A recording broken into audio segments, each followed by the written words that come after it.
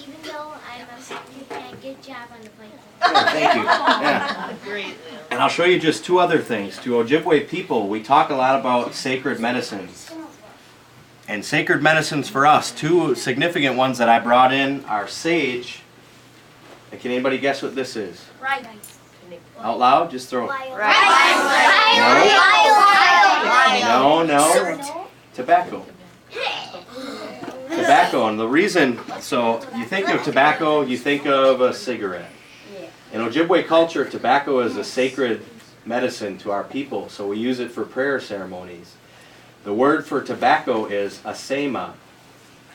So try saying that, asema. So when Ojibwe people pray, so let me give you an example. If I had a relative who was ill and I wanted to pray that they get better, I would take a pinch of tobacco out to a tree and put it down on the north or west corner of that tree, say a prayer, and ask the Great Spirit or the Creator to look after our relatives. And so we use it a little bit differently.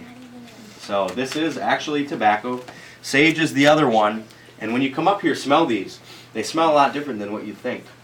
Sage, if you've ever heard of Ojibwe people smudging, where they'll light the tip of this and they'll cleanse. So we use the smoke from sage. It's sacred. It's medicine. And you saw in one of the powwow clips, you saw some of the smoke slowly coming up in the powwow arena. We do that at the UW Eau Claire powwow. We do it at other powwows. And you'll smell that if you go into a powwow. You'll smell almost a slight burning smell. So if you do get a chance, come up here and smell this. But don't take either the tobacco or the sage, because then I might break some rules once they come out of the bag. Smell them, because you can smell right through the plastic. So When is the powwow? April 20th this year. It's usually the third weekend in April. So if you do have the chance, like I said, go home and talk to your parents about the powwow that's coming up and say, we want to go. They have so much cool stuff. They sell a lot of stuff, a lot of this beadwork. I'm not saying I'll have a stand there, but you might find some Green Bay Packer beadwork. Yeah. I'm gonna find a ring. Okay, I'll take a couple more questions and then we'll get you on your way. How about you? What are those bags on the sand? In the picture. These are grocery bags from the store. So I had granola bars and bottles of water in there.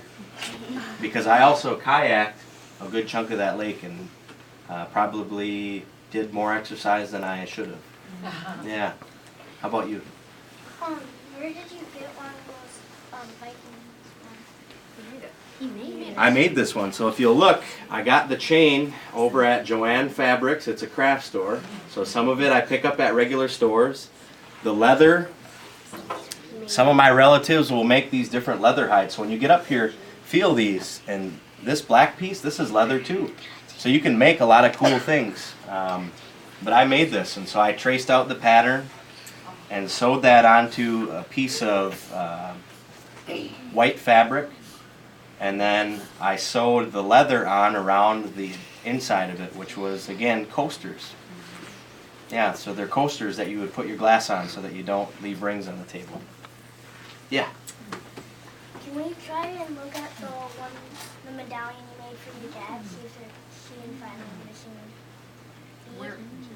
bead? I don't know if you'll see it because those were really tiny beads, but I don't have that actual medallion because that went with him, so he was buried with that. But you can look at the pictures. Mr. Rainey can show